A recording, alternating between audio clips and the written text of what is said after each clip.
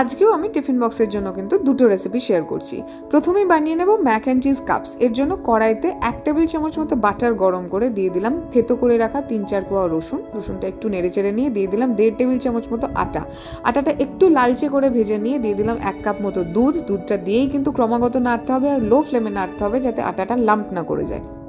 এবার এতে দিয়ে দিচ্ছি গ্রেট করে রাখা হার্বড গুডা চিজটাই আমি এখানে ইউজ করছি। অ্যাকচুয়ালি অথেন্টিক রেসিপিতে ইউজ করা হয় চেডার, তবে আমার কাছে গুডা ছিল আর এটা ভীষণ ভালো খেতে, যেহেতু এতে বিভিন্ন রকমের হার্বসও মিক্স করা আছে আর এটা এই রেসিপিতে ভীষণ ভালো যাবে, সে কারণে আমি ইউজ করলাম।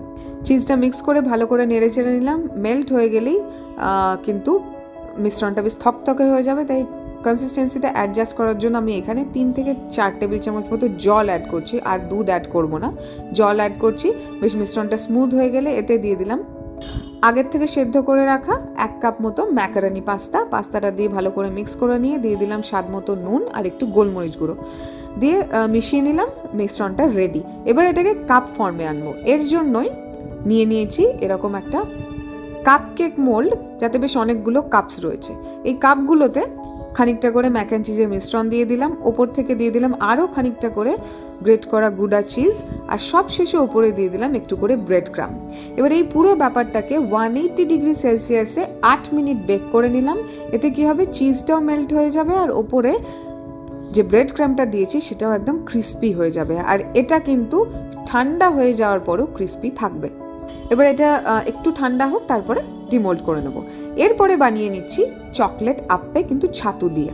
1/4 কাপ মতো ছাতু নিয়েছি। এতে দিয়ে দিয়েছি 1/2 টেবিল চামচের থেকে একটু বেশি কোকো পাউডার, দিয়ে দিলাম অল্প একটু ভ্যানিলা এসেন্স, মিষ্টির জন্য দিয়ে দিয়েছি 1 টেবিল চামচ মতো মধু, আর দিলাম 1 টেবিল চামচের মতো মেল্টেড বাটার। আর এবারে এই ব্যাটারটার কেকের ব্যাটারের কনসিস্টেন্সিতে আনার জন্য একটু জল আর একটু দুধ একসাথে মিশিয়ে নিয়ে মিক্স করেছি।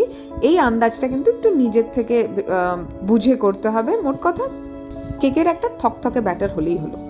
এবার এতে দিয়ে দিলাম ছোটো চামচের 1/2 চামচ মতো বেকিং পাউডার, অল্প একটু জল স্প্রিঙ্কেল করে মিক্স করে নিলাম। ব্যাটারটা রেডি।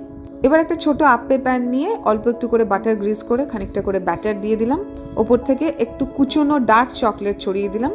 সবার উপরে আরও একটু করে ব্যাটার দিয়ে ঢাকা দিয়ে একদম লো ফ্লেমে এই 1-2 মিনিট মতো রাখলে এটা রেডি হয়ে যাবে। এটা তোলার সময় কিন্তু একটু ভেঙে যেতে পারে, যেহেতু ছাতু আছে, কিন্তু ভীষণ নরম হয় আর টেস্টি তো অবভিয়াসলি হবে যেহেতু চকলেট আছে।